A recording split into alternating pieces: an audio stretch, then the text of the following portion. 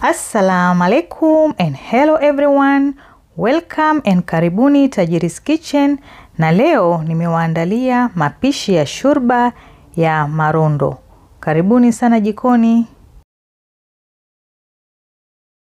Mahitaji yetu ni marondo. Haya ndio marondo kama mnavyoyaona, tayari yameshasafishwa vizuri. Hapa mimi niliyaosha tu nikaweka katika sufuria yangu kama hivi.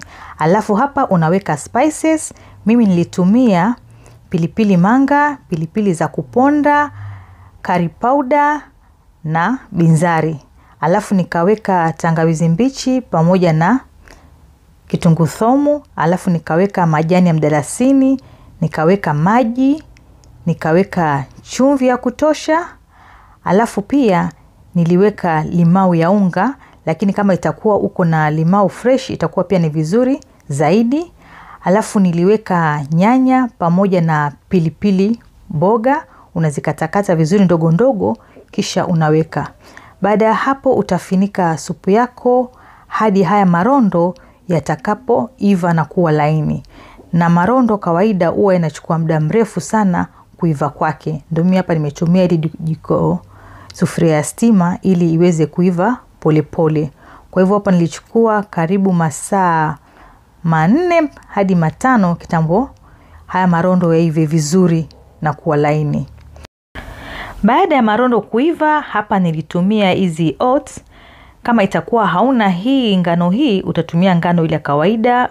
Utahakikisha imekobolewa vizuri, alafu utaichemsha na kuiweka hapa ndani, lakini mimi nimetumia hii ya mkebe.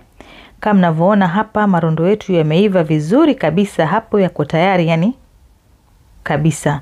Sasa hapo utaweka hii oats ile size ambayo utapenda shurba yako iwe. Lakini vizuri ya shurba inatakikana iwe nzito.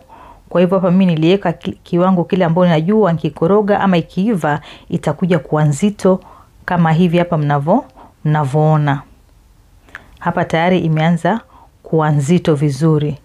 Alafu utaweka vitunguu, utachukua vitunguu utavikaranga na mafuta, alafu utakuja kuviweka kwa juu. Na vitunguu utaweka kile kiwango ambacho mwenyewe itakuwa unapenda. Kama itakuwa haupendi vitunguu vingi, sio lazima kuweka vitunguu vingi. Lakini kwa kweli shurba ukitaka upate ladha nzuri zaidi ni vitunguu vikolee. Na uviache vipikike vizuri sana na shurba yako ndio vitakuwa nzuri kabisa.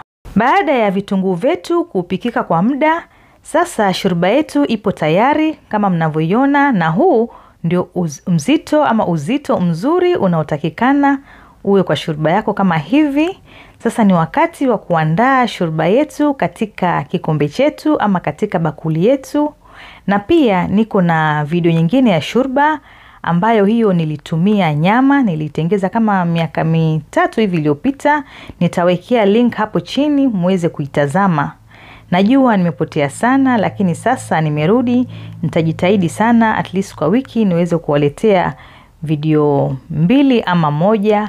Asanteni sana kwa support zenu mnazonipa. Saum makbul, Ramadhan Karim. Bye.